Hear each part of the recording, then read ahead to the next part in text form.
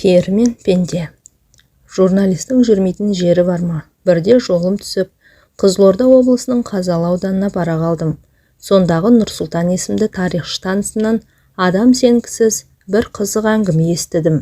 Майын тамызып айтып бергенде аузымды ашып көзімді жұма беріппін. Бұны қайдан естідің дедім, таңданысымды жасыра алмай. Осындағы Бекен ақсақалдан деді ол, ағынан жарыла. Сол кісінің өзіне жолығуға бола ма деймін, қызығушылым одан сайын артып. Неге болмасын?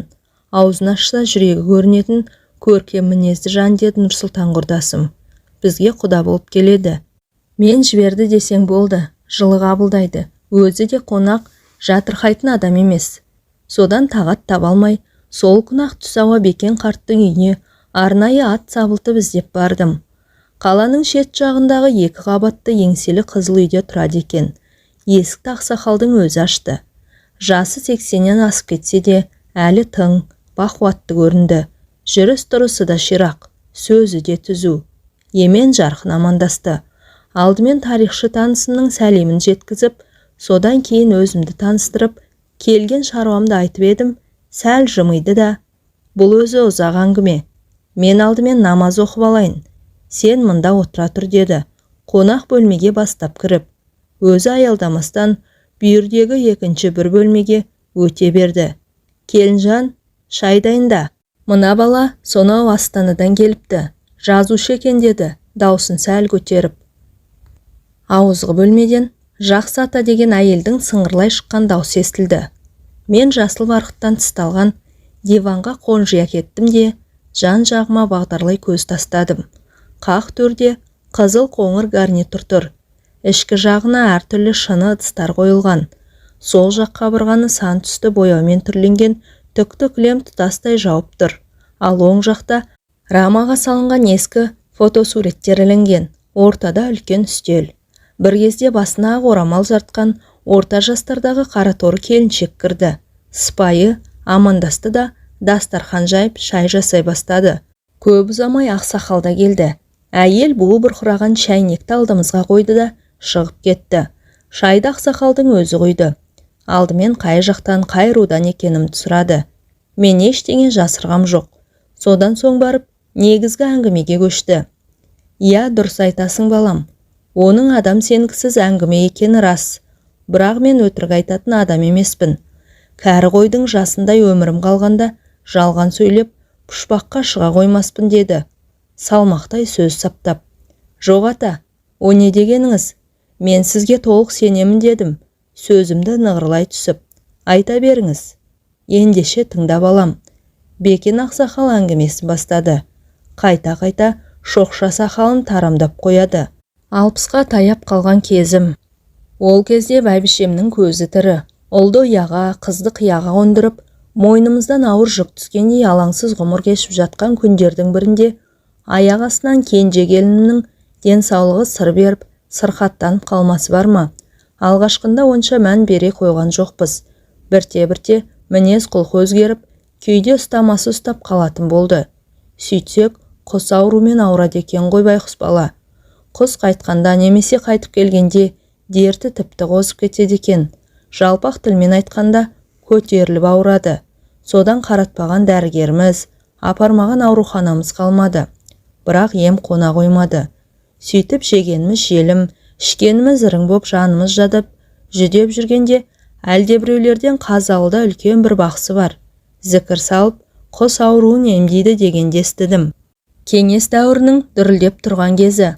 Онша сене қоймасам да кейін бармағымызды тістеп қалып жүрмейік деген оймен бағымызды тағы бір мәрте сынап көргім келді. Ол кезде біз көрші ауданда тұратынбыз. Содан бір құдайға сыйынып, ұлымыз екеуміз келін баланы ескі жигулиімізге отырғызып алып, Қазалыға жол тарттық. Сұрай-сұрай Меккеге де барарсың демей ме? Оған қарағанда мына тұрған жер емес пе? Бақсыны тез таптық.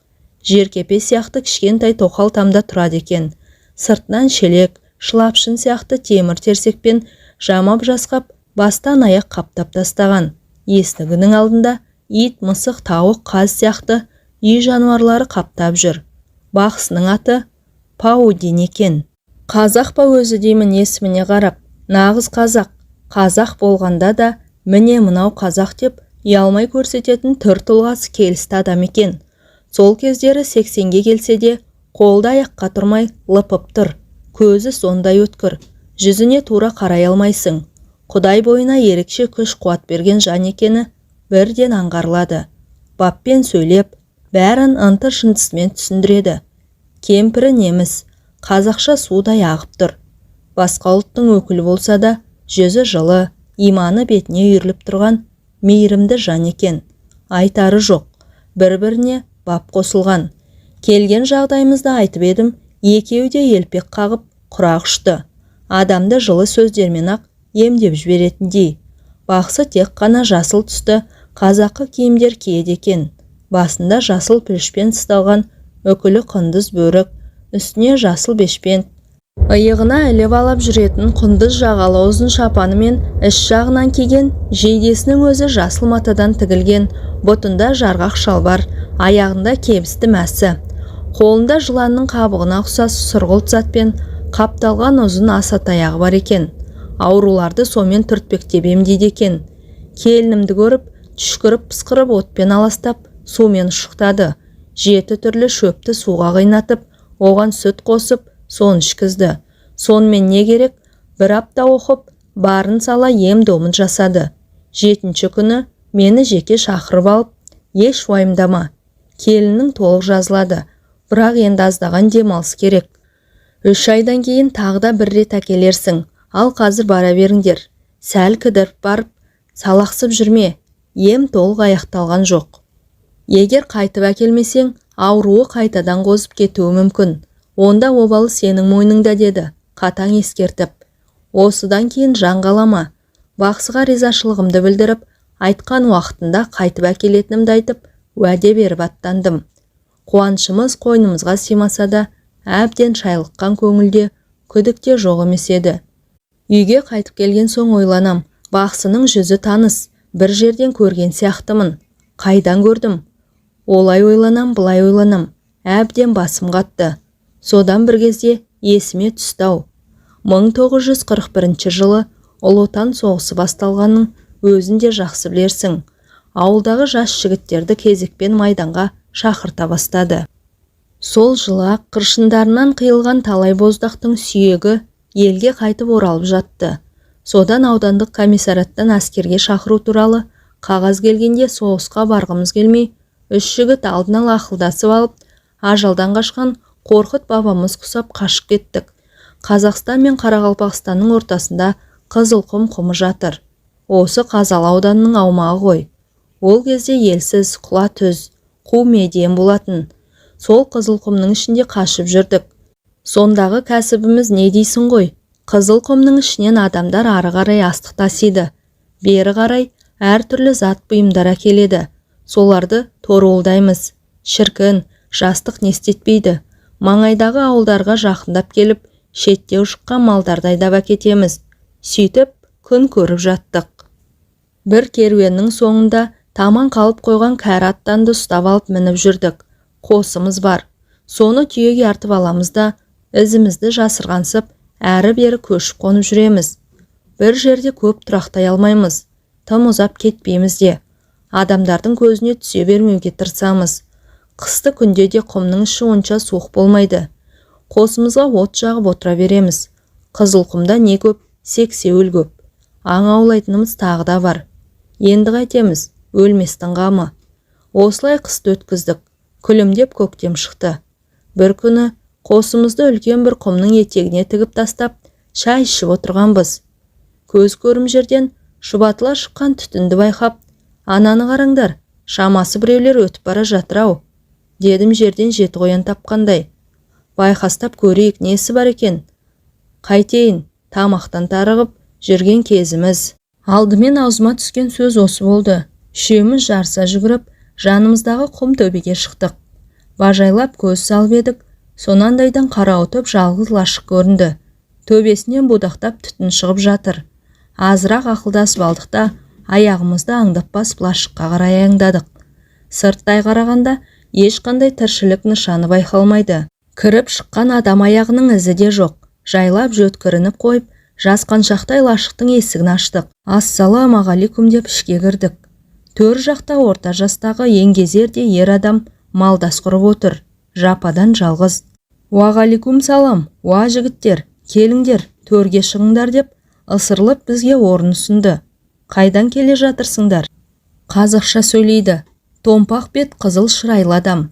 Жүзінен нұр төгіліп, көзінен мейірім шуақ шашырайды. Секем алатында ештеңе байқалар емес. «Ой ағасы, біз Қарақалпақстанға бір тығыз шаруамен жолаушылап бара жатыр едік.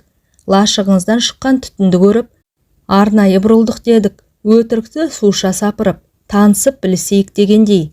Әжетке жарайтын бірдеңе болса қағып кетуді ойлап, жан-жағымызға жалтақ-жұлтақ қарап қоямыз. Елеп алар ештеңе жоқ. Тек босаға жақта көнелеу темір шайнек пен үстіне ақ шүберек жабылған ыдыс аяқтар тұр. Сәлден кейін әлгі кісі: «Енді келіп қалған екенсіңдер, бір-екі кесе шай ішіп кетіңдер» деді, қонақ жайлығын танытып. Біздің де күткеніміз де осы сөз еді. Іздегеніміз алдымыздан табылғандай, қуанышымыз қойнымызға симай тұрса да, «Айтқаныңыз болсын ағасы» дедік өзімізше сыпайылық сақтап. Ол босаға жаққа қарап, басқа бір тілде бір түрлі махаммен сарнап қоя берді. Сол-ақ екен, шәйнек өзінен өзі көтеріліп келіп, ортада жанып тұрған оттың үстіңгі жағына ілініп тұра қалды. Ақ шүберек ортамызға дастархан болып жайылды. Оның үстіне қойдың басындай қара нан топ ете түсті. Артынша үлкен пышақ жарқ ете қалып, бізге қарай бағытталып келе жатты. Шошып кеттік. Зәреміз зәр түбіне жетті. Екі көзіміз пышақта, тұра қашуға дайындала бастадық. Бірақ абырой болғанда пышақ бізге тақалған жоқ. Өзінен өзі нанды турады да, жанды зат сияқты қайтадан орнына барып жата қалды. Сол кезде барып, ух деп демімізді бірақ алдық. Сосын кішкене кеселер ауада қалқып келіп, әрқайсымыздың алдымызға тұра қалды.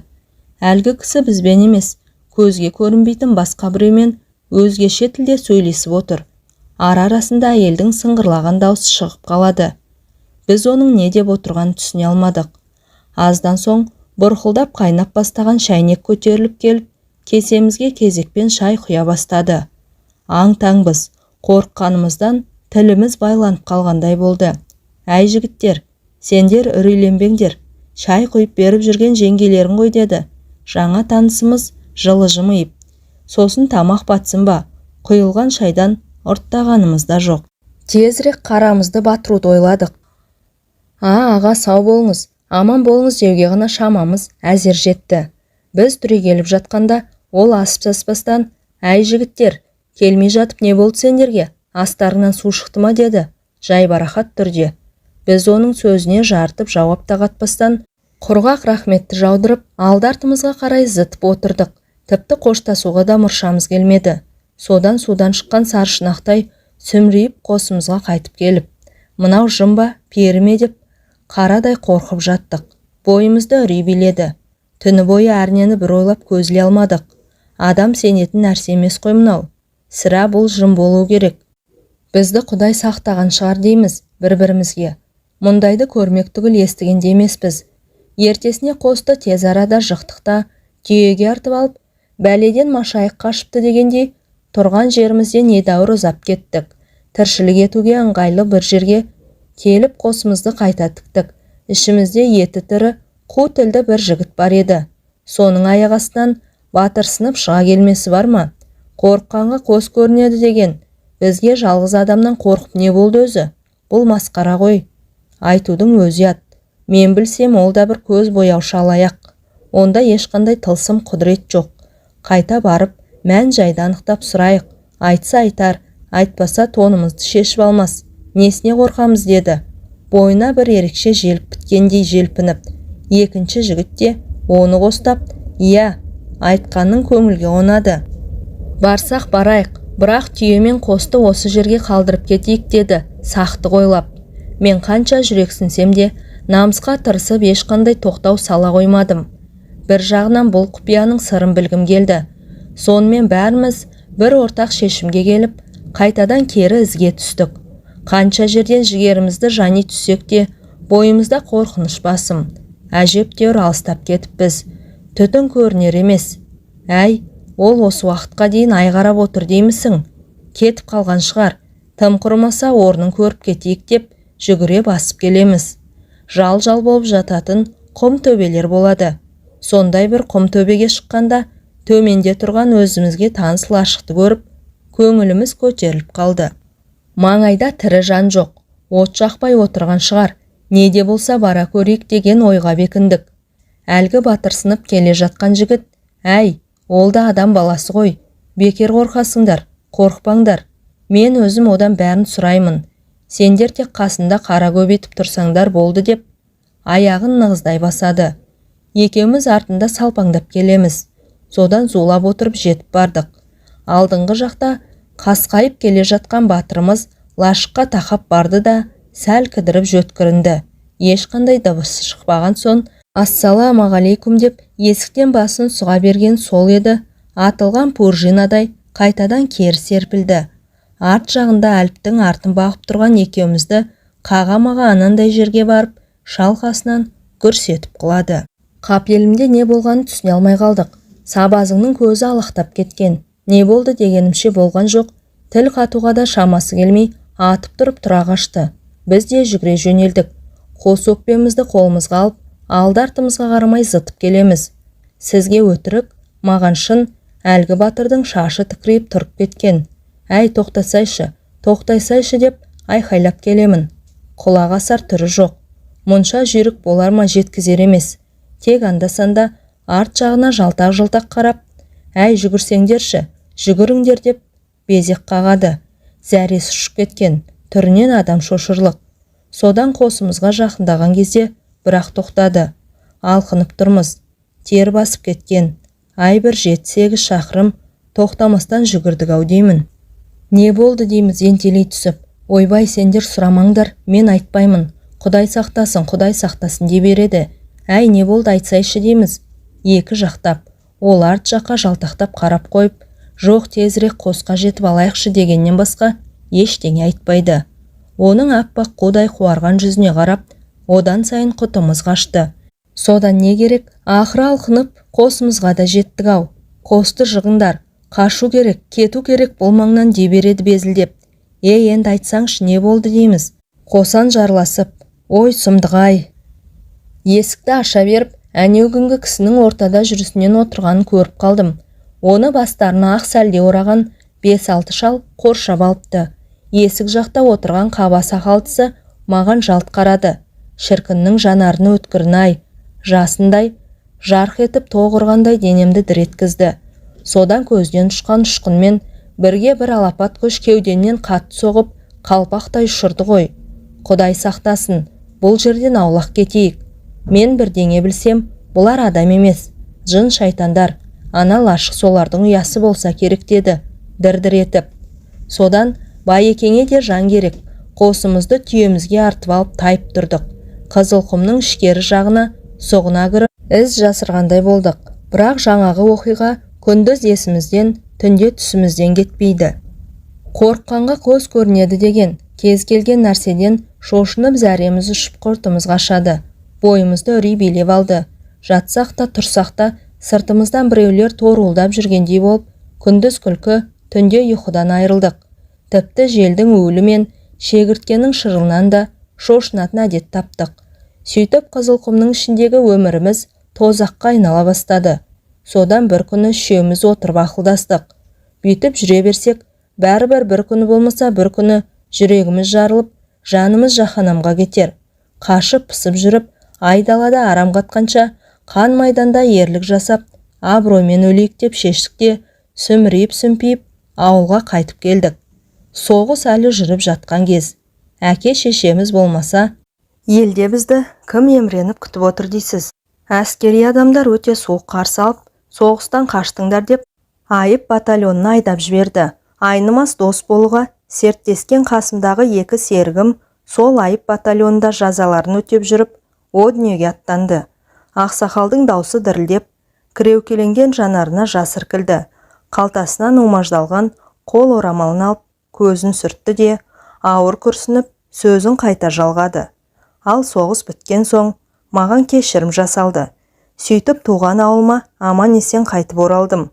Елге келгеннен кейін көп ұзамай үйленіп, шаңырақ көтердім. Бала шағалы болдым. Уақыт зымырап өте берді.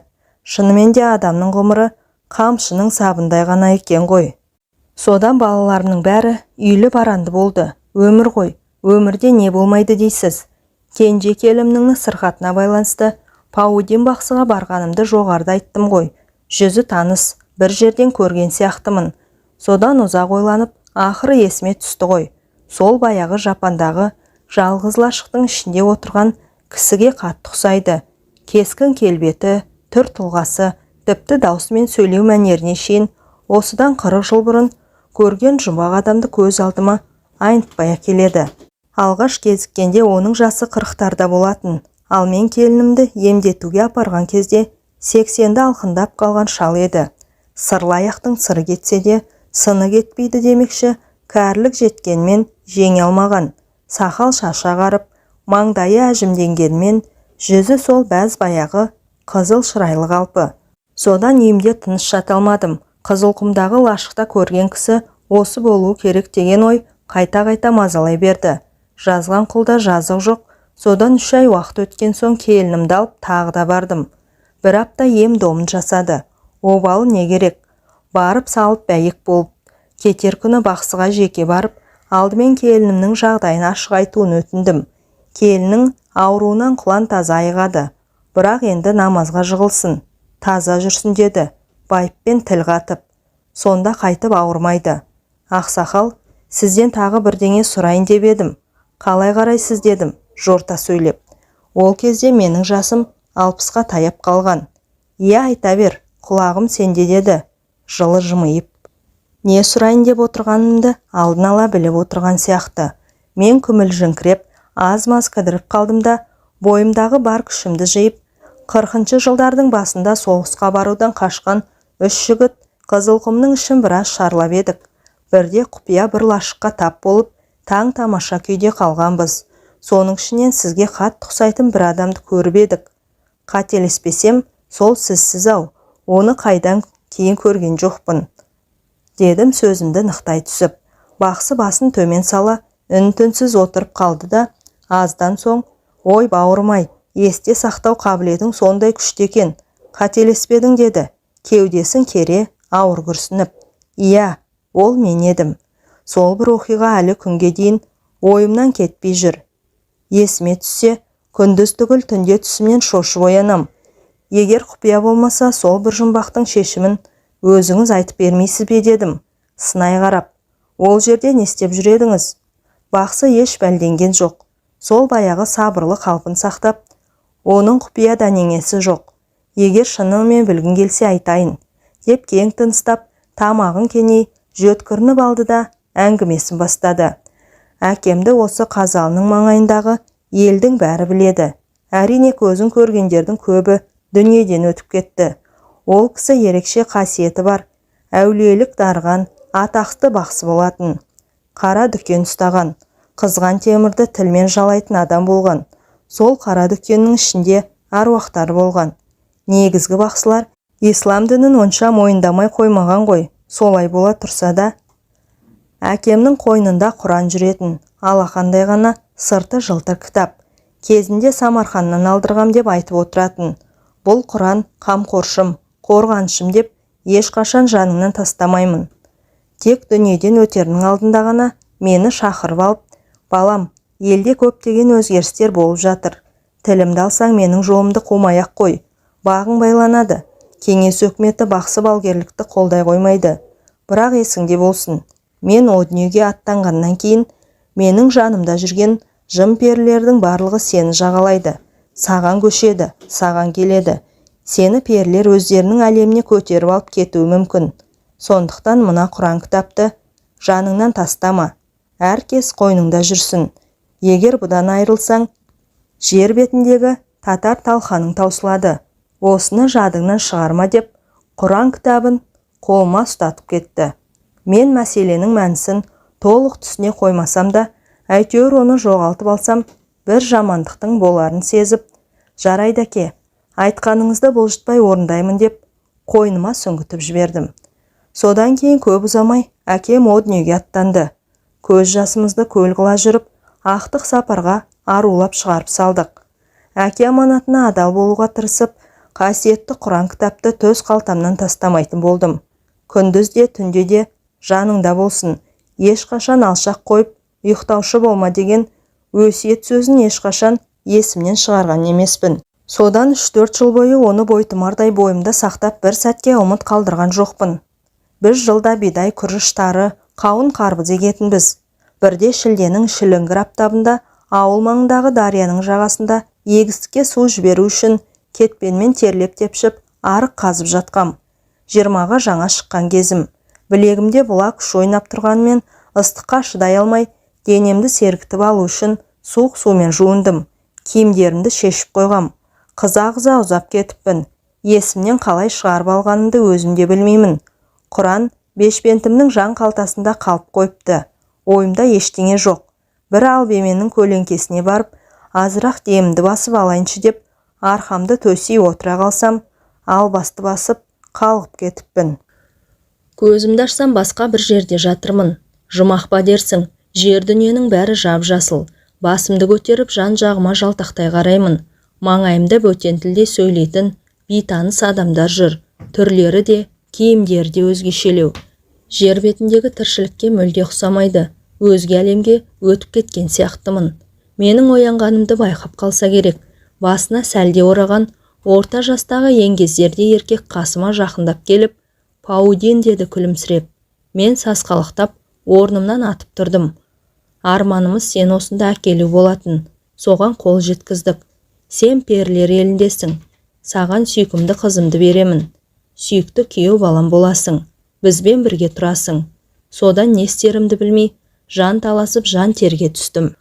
Бұлқынып бұлай жүгірдім, жұлқынып олай қаштым. Бірақ қайда барсам да сол жап-жасыл әлем. Содан жаңағы дәусары сақ-сақ күліп, қашып қайда барам дейсің? Сен адамдар арасында емес, перілер елінде өмір сүру үшін жаралғансың. Әкең де солай еді.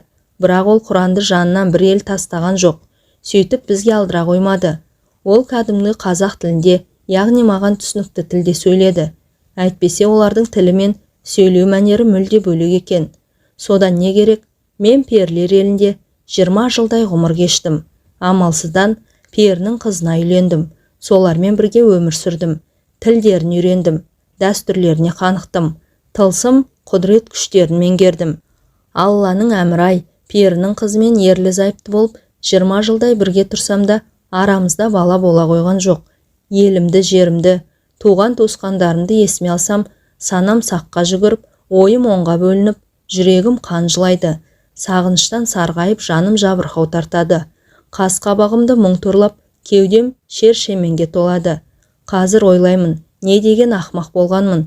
Құдайдың басқа салған осы екен ғой деп жүре беріппін ғой. Содан 20 жылдай уақыт өткеннен кейін ғана, мен мұнда неғып жүрмін? Ел жұртым қайда деп ойлана бастадым. Жер планетасына, адамдар арасына қайтып барғым келді. Жатсам да, тұрсам да, осы бір ой көкейімнен кетпей қойды. Алайда қалай кетем? Қалай деген сауал туындаса, тұла бойым мұздап қоя береді. Содан жіпсіз байланып, тағы да 2-3 жылдай жүріп қалдым. Неменеге кегежем кер тарта береді. Перілердің неден қорқатынын, оларға қарсы күресудің амал айласын жақсы білемін ғой. Ендеше неден қорқамын? Одан да перінің қызына шындықты айтып, басын айналдырып көрейін. Сөйтіп бірге қашуға көндірейін деген ойға бекіндім. Сосын ағайын туысты әбден сағындым. Адамдардың арасына барайықшы деп, күнде құлақ етін жей бердім. Көзімнен жас, тілімнен зар төктім. Перінің қызының көркі ақылы сай болатын. Өтірік айтып не қылайын? Біз бір-бірімізді шынымен жақсы көрдік. Ол мені түсінді. Сөйтіп бір күні жылап отырып, келісімін берді. Тек адамдар арасына барсақ, сен тірі қалуың мүмкін, ал мені өлтіреді. Өлтіреді ғой, деді жанары жәутең қағып. Өйткені перілер елінде арнайы жазылған заң болмаса да, тәртіп сондай қатал. Тәртіп бұзғандар қатаң жазаланады. Кешірім жасалу деген түсінік атымен жоқ. Егер қашып кетсе, перілердің оны тірі қоймайтынын жақсы білсем де, жоқ олай деме. Екеуміздің де тірі қалуға толық мүмкіншілігіміз бар, дедім, алдаусыратып.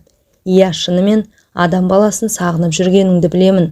Бірақ мен жер бетінде өмір сүре алмаймын ғой. Сен сол жағын ойладың ба, деді. Қыз мұңайып. Сосын амалсыздан өтірік айтуға тура келді. Адамдар арасына барып шамалы ғана уақыт боламыз да кері қайтамыз. Мен адамдарды көріп, мауқымды бір басып келейінші дедім. Бетім бүлк етпей. Әрине ол сене қойған жоқ. Бірақ жарайды, керек болса саған деген ақ адал махаббатым үшін өмірімді қиямын деді жыламсырап.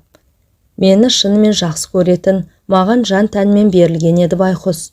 Қыз көнгеннен кейін көп ұзамай жер планетасына жол тарттық. Перілердің елі ғарышта. Оларда алыс жақын деген ұғым болмайды. Баратын жерлері қанша қашық болса да, зыр етіп жылдам ұшып бара салады. Келіншегімнің көмегімен оны мен де жап-жақсы меңгеріп алғам. Содан ұшып жерге түскен күннің ертеңінде сендер тап болдыңдар. 20 жылдан кейін қайта көрген алғашқы адамдар едіңдер. Қасымда зайыбым болды. Бірақ оған көрінуге болмайды. Сондағы дастархан жайып шай құйып беріп жүрген сол байқұс болатын. Сендерді, яғни адамзат баласын сондай бір сағынышпен көрдім. Сол үшін ғой дастархан жайдырып жүргенім. Егер екінші мәрте көрген болсам, ондай ыстық ықылас білдірмес едім. Өйткені бізге құпияны ашуға болмайды. Содан 3-4 күн өткеннен кейін 20 жыл жұбымыз жазылмаған жұбайым елге қайтайық деп қыңқылдай бастады. Ол менен айрылғысы келмеді, ал мен оған көне қойған жоқпын. Мен жер бетінде қалам. Кетсең өзің кете бер. Жоңды бөгемеймін деп қасарысып тұрып алдым. Менің өз еркімен қайтып бармайтыныма көзі жеткен перінің қызы, олай болса жарайды. Не көрсем де сенімен бірге көрейін. Сен тастап ешқайда кетпеймін деді, қинала. Мен де оған әбден бауыр басып қалған едім. Шыны керек, қимадым. Кеткенін қаламадым. 4-5 күннен кейін ізімізден қуып қуғыншылар да жетті. Бізді оп-оңай тауып алды. Қыздың әкесі мен ағалары келді. Олардың дәстүрі бойынша алғашқы келісте маған еш нәрсе істей алмайды. Алдымен қыздарын өлтіріп алып кетеді. Сосын екінші рет қайыра келген кезде мені де қатаң жазалайды. Олардың алғашқы келген кездерінде сендер тағы келдіңдер ғой.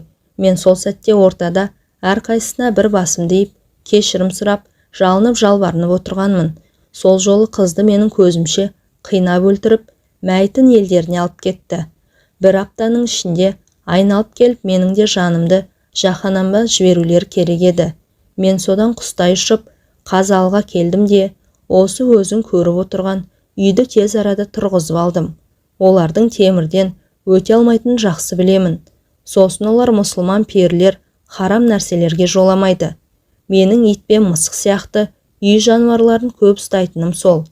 Ал мына темір үйден шықсам, менің көзімді құртатыны айдан анық. Олар төңіректеп жүрсе, мен бірден сезіп қоямын. Келмеген болса да анық білемін. Ондай кезде далаға шығып, еш алаңсыз күнделікті тірлігімді жасай беремін. Десе де көп осы темір үйден ұзап шықпауға тырысамын. Бұл үй менің жай ғана баспанам емес. Жау өте алмайтын қамалым, қорғаным. Содан көп ұзамай немістің қызына үйлендім. Мұсылман емес, кәпір ғой, христиан дінін ұстанады. Ал енді бұл маған екінші қорғаныш болды. Үшінші қорғанысым ит күшіктерім мен мысық мәулендерім. Менде бір емес, 3 қорғаныс бар. Сондықтан онша қорқа да қоймаймын. Олар келгенмен бәрібір мені ала алмайды. Тіпті енді менің керек болмай қалуым да бек мүмкін. Қартайдық қой. Міне менің басынан өткізген жағдаятым, көрген білгенім осы деп әңгімесін аяқтаған еді Паудин бақсы.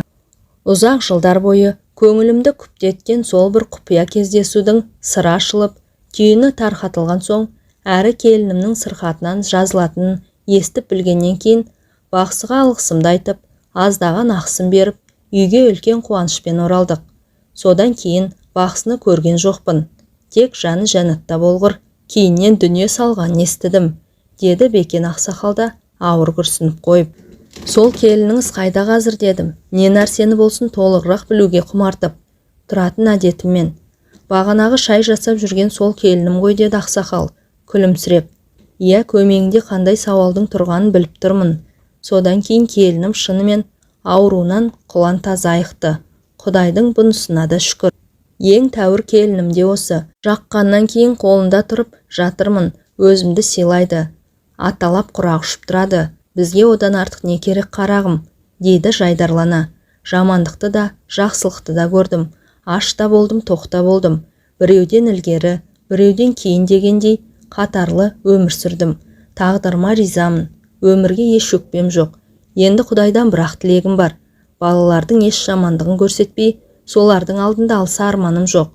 Мен Бекен ақсақалға ағынан жарыла әңгіме айтқан үшін рахметімді жаудырып сыртқа шықтым.